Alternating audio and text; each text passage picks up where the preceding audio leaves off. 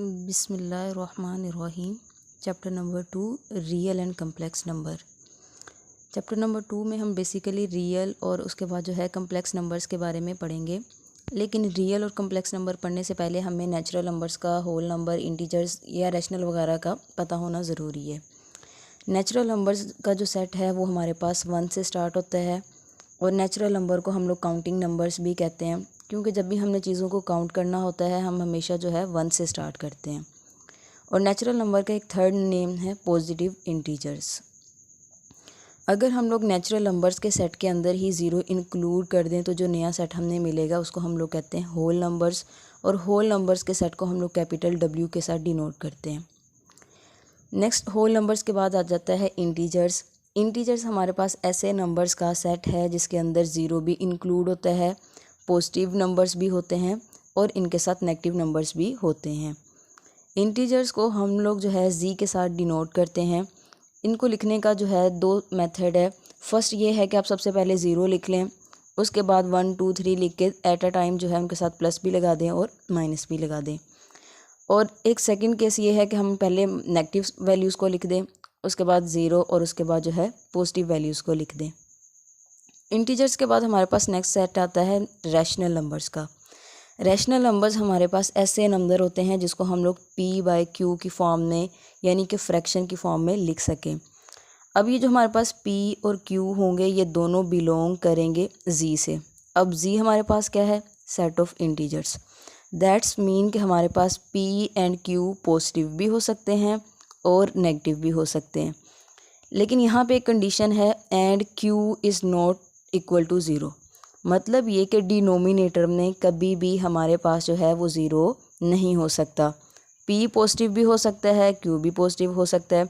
Similarly दोनों negative भी हो सकते हैं। P जो है वो ज़ीरो हो सकता है लेकिन Q जो है कभी भी ज़ीरो नहीं होगा, क्योंकि जब भी डिनोमिनेटर में ज़ीरो आ जाए तो हमारे पास वो जो टर्म होती है वो अनडिफाइंड हो जाती है।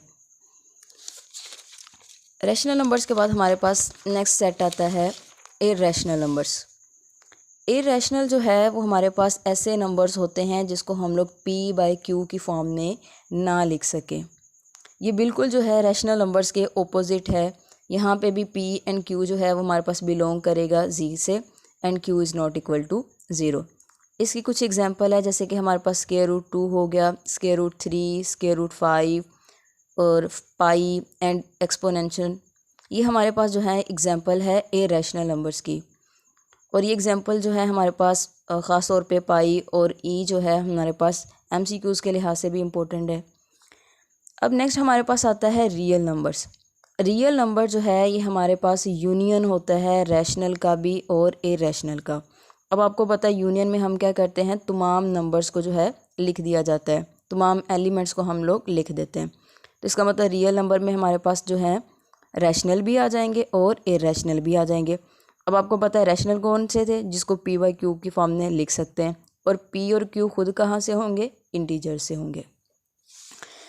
अब देखें, इसको हम लोग P/Q की फॉर्म में लिख सकते हैं और इसको P/Q की फॉर्म में नहीं लिख सकते।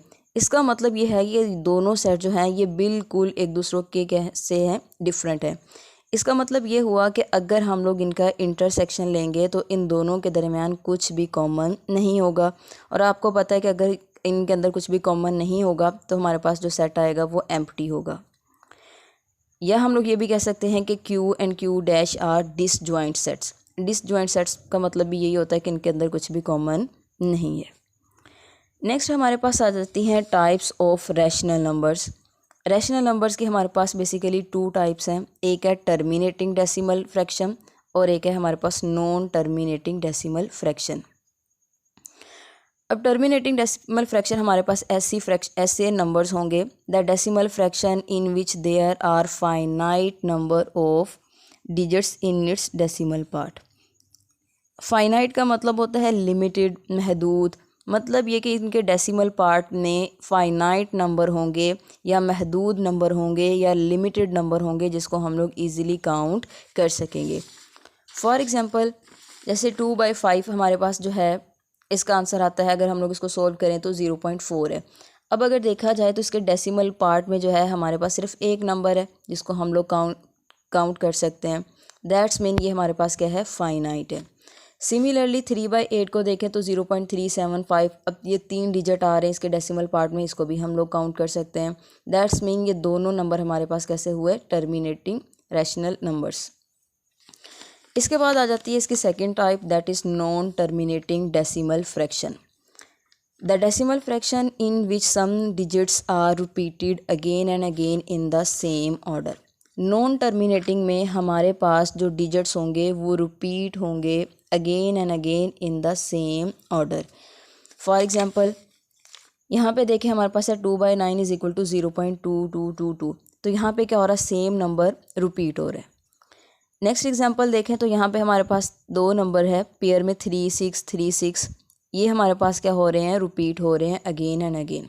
तो नॉन टर्मिनेटिंग डेसिमल फ्रैक्शन हमारे पास ऐसे नंबर हुए जिनके डेसिमल पार्ट में कोई एक डिजिट या ग्रुप ऑफ डिजिट जो है वो again and again in the same order क्या हो, रिपीट हो। दैट्स इट, शुक्रिया।